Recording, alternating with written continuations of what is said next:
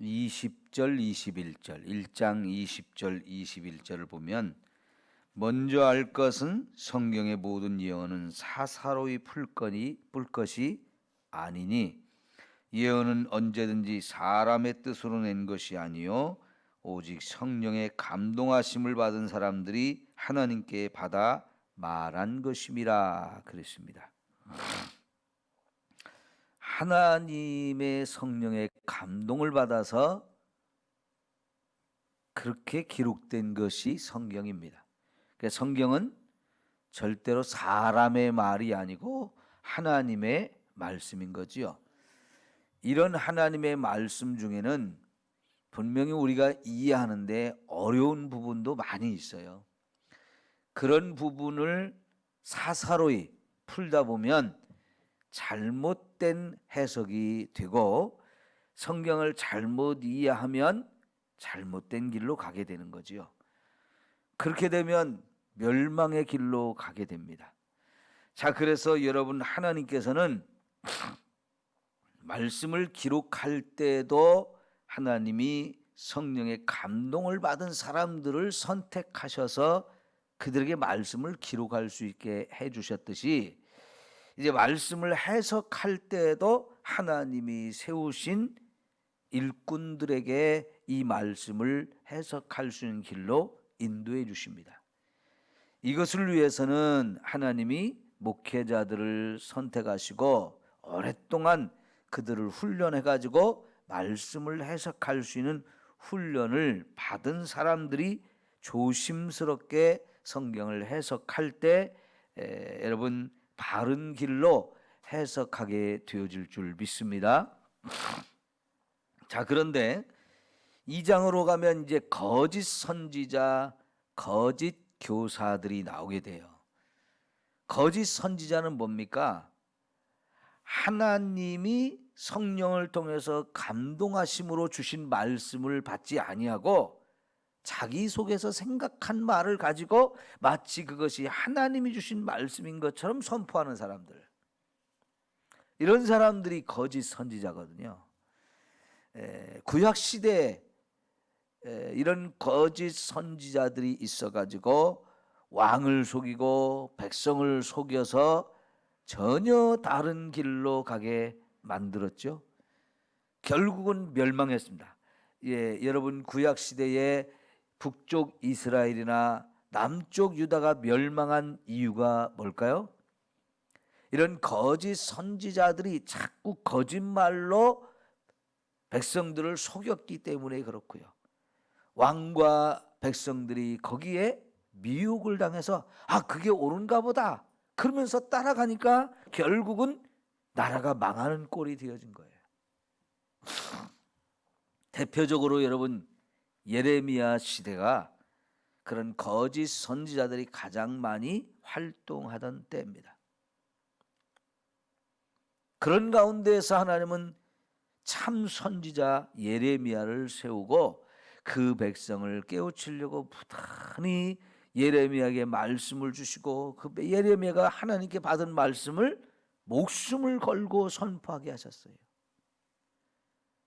하나님의 진리의 말씀, 하나님 주신 생명의 말씀을 선포하기 때문에 예레미야는 고통을 많이 받았어요. 거짓 선지자들에게 미혹된 왕과 백성들이 참 진리의 말씀을 선포하는 예레미야를 자꾸 탄압하고 고통을 주는 거지요. 그러다 보니까 얼마나 죽을 고비를 많이 넘겼는지 몰라요. 그리고 그렇게 하나님 말씀을 거역하고 거짓 선지자에게 속은 사람들이 계속 불법을 행하고 그러다가 나라가 망하는 이런 꼴을 볼 때에 여러분, 그 선지자의 마음이 얼마나 고통스러웠을까요? 그래서 예레미야를 눈물의 선지자라고 얘기합니다. 그만큼 울 수밖에 없는, 통곡할 수밖에 없는 그런 상황들이 계속 반복되었던 거죠. 그런 것처럼 신약 시대에도 거짓 선생, 거짓 교사들이 나와서 교회를 어지럽히고 성도들을 미혹할 것이라고 예언을 하고 있는 겁니다. 실제로 여러분 이런 예언의 말씀을 따라서 2000년 교회 역사가 흘러오는 동안에 수없이 많은 이단들이 나왔던 것을 볼 수가 있죠. 그래서 여러분 이런 거짓 선지자들의 가르침에 우리가 미혹되지 않는 게 너무너무 중요해요. 그래서 1장에서 먼저 하나님과 예수 그리스도를 아는 것이 중요하다는 얘기를 그렇게 강조했던 거예요. 하나님이 누구인지 예수님이 누구인지를 정확하게 아는 것이 너무너무 중요한 거지요. 자 보십시오. 2장 1절에 너희 중에도 거짓 선생들이 있으리라. 그들은 멸망하게 할 이단을 가만히 끌어들여 자기들을 사신 주를 부인하고 임박한 멸망을 스스로 취하는 자들이라 그랬어요. 누구를 부인한다고요? 주를 부인한다. 예수를 부인한다는 거지요. 그러니까 예수를 제대로 알지 못하는 사람이 들으면 거기에 미혹되는 거예요. 그러나 예수를 제대로 아는 사람이 들으면 어때요? 저는 저거 엉터리 가짜구나, 거짓말을 하는구나, 이게 드러나잖아요. 그죠? 그러니까 저와 여러분이 예수가 누구이고 하나님이 누구인지를 정확하게 아는 것이 너무너무 중요해요. 그래야 나를 지킬 수 있고 교회를 지킬 수 있고 저와 여러분의 생명을 끝까지 보존해서 천국까지 들어가게 되어질 줄 믿습니다. 이 거짓 선생들, 이런 자들을 멸망할 이단이다 라고 말하고 있고, 임박한 멸망을 스스로 취하는 자들이다. 자기들이 망하는 길로 가는 거예요. 뿐만 아니라 거기에 미혹되는 자들까지도 다 멸망길로 끌고 가게 되어 있는 거죠. 여러분, 이 거짓 교사, 거짓 선생, 거짓 선지자, 이 거짓이라는 말을 다 붙이고 있는데, 여러분 예수님께서 요한복음 8장 44절에 처음부터 거짓말한 자가 누구라고 그랬어요? 마귀라고 그랬어요. 마귀. 이 마귀가 바로 처음부터 거짓말한 놈이고, 그래서 거짓의 아버지라 그랬는데, 이 말은 이 세상에 거짓말하는 모든 사람들은 다 마귀 자식이라는 거예요. 마귀에게 속해서 마귀의 종로로 타면서 마귀가 한 짓을 그대로 배워서 그대로 따라가는 거예요. 그러니까 여러분, 거짓 선지자, 거짓 교사, 이게 다 마귀의 가르침을 따라서 거짓말을 가지고 자꾸 사람들을 속인다는 것을 우리는 깨달아야 되죠. 자, 여러분, 이 마귀가 처음부터 무슨 거짓말을 했어요? 창세기 3장에 보면 이제 마귀가 이 아담과 하와를 찾아와 사는 거짓말들이 나오죠. 선악과를 따먹으면 하나님은 분명히 죽는다 그랬어요. 그런데 마귀는 정면으로 죽지 않는다라고 말하잖아요. 그죠? 그리고 거기다 하나 또 덧붙여요. 이 죽는 게 아니고 오히려 너희가 이걸 따먹으면 너희가 하나님처럼 된다. 여러분, 그렇게 해서 결국은 하나님을 거짓말하는 분처럼 만들어버리는 거예요. 그러죠? 그 말을 들은 아담과 하와가 깜짝 놀라면서 안 죽어? 안 죽는데도 하나님이 거짓말로 우리 죽는다고 한 거야? 그리고 이거 따먹으면 정말로 우리가 하나님처럼 되는 거야? 이야, 기가 막힌 건데? 이렇게 되어졌죠. 여러분, 얼마나 무서운 거짓말이에요. 예? 이런 거짓말에 속았어요, 안 속았어요? 죄송합니다.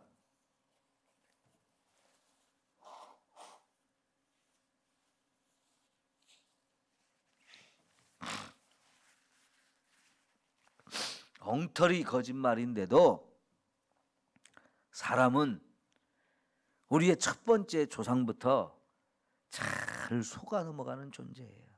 잘 속아 넘어가요. 자, 2절 보니까 여럿이 호색하는 그들의 호색하는 것을 따르리니 그랬잖아요. 따라간답니다. 따라가는 사람들이 자꾸 생긴다는 거예요. 여러분, 우리말에 친구 따라 강남 간다는 얘기가 있어요. 친구가 가자고 하면 잘 따라가는 게 우리의 특징이에요. 그러면 우리는 누구를 친구로 삼아야 돼요? 마귀를 친구로 삼아야 돼요? 하나님 예수님을 친구로 삼아야 돼요.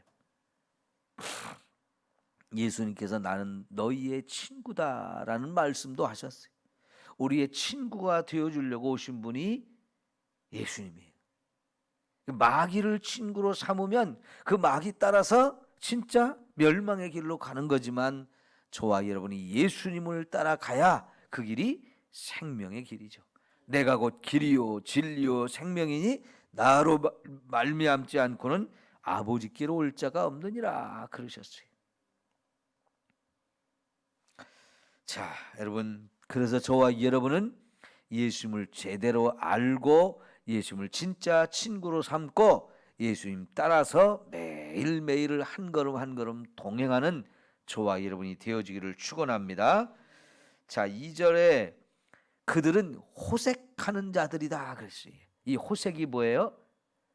색을 좋아하는 사람이란 뜻이에요. 음란한 것을 좋아한다는 뜻입니다. 예? 음란한 것을 좋아하는 이것을 따른데 이단들의 특징 중에 하나는 이 음란한 것을 좋아하는 거예요. 대부분의 이단이 다 음란해요. 이만희가 아무리 나이를 많이 먹어도 지가 좋아하는 여자를 두고 사는 거잖아요. 멀쩡한 부인을 잊고 자식까지 낳았는데 지가 좋아하는 여자가 생기니까 그 여자하고 이혼했다고 거짓말을 하고 말이죠. 그러면서 하나님이 너하고 나하고 살라고 했다고. 그런 거짓말도 또 속아 넘어가요. 에? 문선명이요. 문선명이는 합동결혼식을 시키잖아요. 합동결혼식을 시키는 이유가 뭐예요? 자기하고 자야 죄 사함을 받는다라고 가르치기 때문에 그렇게 해서 자기의 거룩한 피를 가져가야 깨끗해지는 것이라고 이렇게 가르쳐서 세상의 모든 여자들이 다 자기와 하룻밤을 지내야 거룩해지는 것처럼 가르치고 그렇게 해서 얼마나 음란하게 흘러가는 겁니까?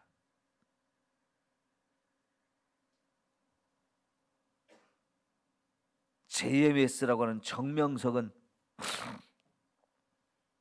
얼마나 많은 젊은 여자들을 다 그렇게 자기 여자로 만들었는지. 그것 때문에 우리나라에 살지 못하고 중국으로 도망갔다가 중국에서도 여전히 수많은 여자들을 데리고 살다가 그리고는 잡혀가지고 우리나라 와서 감옥살이를 하다가 나왔습니다마는 여전히 거기를 따르는 사람들이 있는 거예요. 이 음란함이 이단들의 참 특징이에요. 그럼에도 불구하고 인간은 거기에 자꾸 미혹에 대해서 따라가고 결국은 그래서 진리의 도가 비방을 받게 한다는 거죠. 3절에 보면 이 이단들 거짓 교사들의 또 하나의 특징이 뭐냐면 탐심이다 그랬어요. 탐심.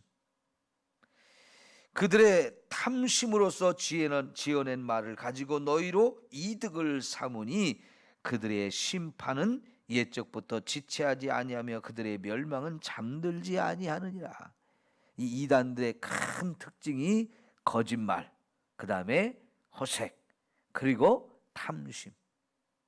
이 세 가지 특징이 반드시 그들에게 다 있어요. 이단들은 철저하게 돈 뜯어내는 데는 아주 천재적인 능력들이 있어요.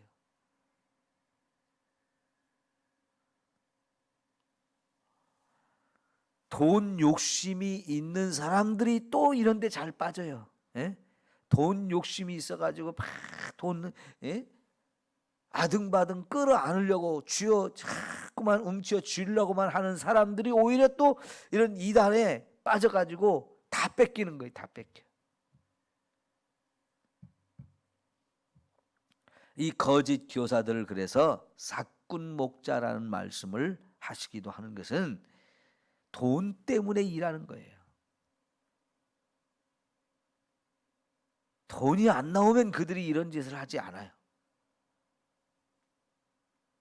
자기들의 이익을 취득하기 위해서 이렇게 사람을 이용하는 이런 것들을 우리가 볼 수 있는데, 결국은 어떻게 됩니까? 다 멸망길로 가게 되어진다는 거지요. 자, 이제 4절부터는 이런 범죄하고 거짓말하고 하는 이런 존재들, 타락한 자들의 이런 그 결말들을 세 가지를 예를 들어 설명하는데, 4절에서는 범죄한 천사, 그래 범죄한 천사들을 하나님은 어떻게 했어요? 용서하지 아니하시고 지옥에 던져 어두운 구덩이에 두어 심판 때까지 지키게 하셨다. 천사들 가운데에서도 범죄한 천사들이 생겨가지고 그들을 하나님께서 용서하지 않고 확 지옥에 던져버렸다는 거예요. 이들이 바로 마귀고 그들을 따르던 천사들이 귀신들이라고 하는 것을 우리는 이해할 수 있고요. 안타깝게도 이런 범죄한 천사들에게는 용서의 기회를 하나님 주시지 않았어요. 그러나 감사하게도 사람에게는 죄를 지어도 어떻게 해요? 용서할 수 있는 기회를 엄청나게 주셔요. 이게 천사들과 사람의 큰 차이입니다. 오히려 우리는 천사들이 가진 그 신적인 능력 때문에 천사들을 숭배하거나 천사들을 부러워하는 사람들이 있는데요. 아니요, 성경은 천사들은 우리를 섬기게 하기 위해서 지어진 존재라고 그랬어요. 천사들이 우리를 부러워하는 거예요. 하나님으로부터 더 큰 사랑을 받고 더 큰 은혜를 받기 때문에 천사가 우리를 부러워해야지, 우리가 천사를 부러워하고 천사를 신적인 존재로 생각하면서 이렇게 막 존경하고 신으로 섬기면 그건 안 되는 거죠. 하나님이 얼마나 저와 여러분을 사랑하시고 존귀한 자로 세우셨는지를 알아야 됩니다. 자, 그리고 5절에는 옛 세상을 용서하지 아니하시고 오직 의를 전파하는 노아와 그 7 식구를 보존하시고 경건하지 않은 자들의 세상에 홍수를 내리셨다. 이 두 번째 예로서 노아 시대의 홍수를 통해서 범죄한 모든 세상이 멸망했다는 사실, 그런 가운데서 하나님은 노아와 그 가족들 의롭게 살았기 때문에 안전하게 또 완전하게 구원을 하신 이야기를 또 하죠. 결국 이렇게 거짓 교사들, 거짓 가르침에 속은 자들은 다 망하게 돼 있어요. 그러니까 저와 여러분에게 이런 거짓 교사들에게 속지 마라 하는 얘기를 끊임없이 강조하는 겁니다.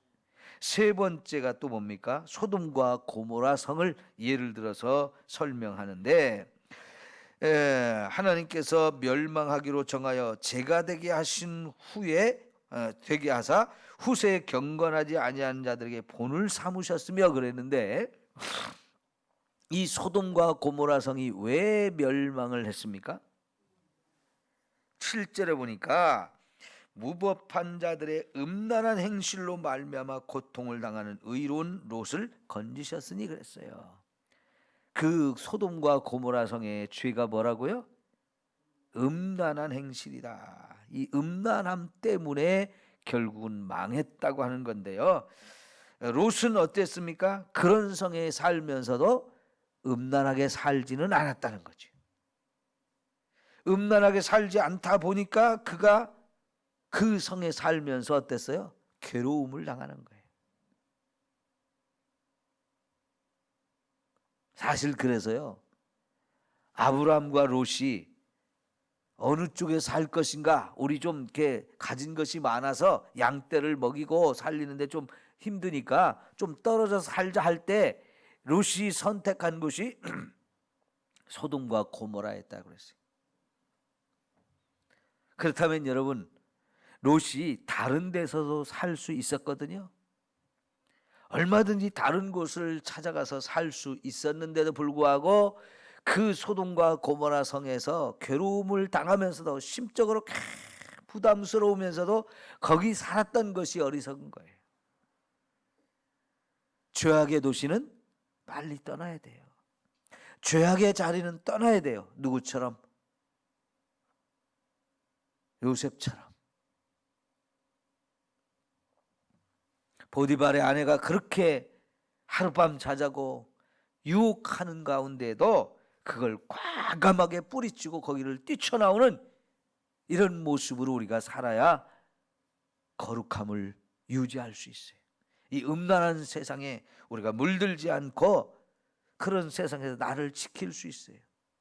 그러지 않으면 같이 음란하게 빠지는데, 여러분, 결국 그 성에서 자기는 의롭게 살았지만은 나중에 거기서 구원받은 다음에 어떤 결과가 나왔느냐면, 딸들이 거기서 보고 배운 것이 그런 것이다 보니까 아버지를 술을 먹여놓고 오늘은 첫째 딸이 잠을 자고 둘째 날은 또 아버지 술 취하게 하고서 또 둘째 딸이 아버지와 잠을 자서 둘 다 임신을 해가지고 자식을 낳았단 말이죠. 세상에 이런 일이, 그게 소돔과 고모라 성이 하던 일이에요.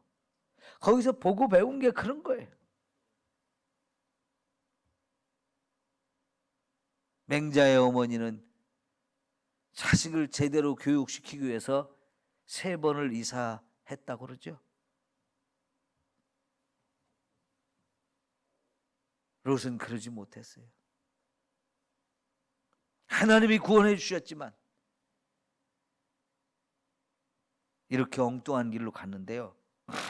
자, 오늘 여기서 4절부터 7절까지 8절까지 이렇게 타락하고 그래서 멸망한 사람들의 이야기를 해주면서 동시에 그런 가운데서도 구원받은 사람들의 이야기를 같이 하는 이유는, 오늘 저와 여러분이 멸망의 길로 갈 것이냐 구원의 길로 갈 것이냐를 선택해야 된다는 거예요. 이런 것을 보고 깨달아야 된다는 거예요. 그러기 위해서는 오늘날 우리가 바른 진리의 말씀을 가르침 받는 거, 예? 거짓 교사들에게 속지 않고 바른 진리의 말씀을 따라간다는 게 얼마나 중요한지를 가르치는 거예요.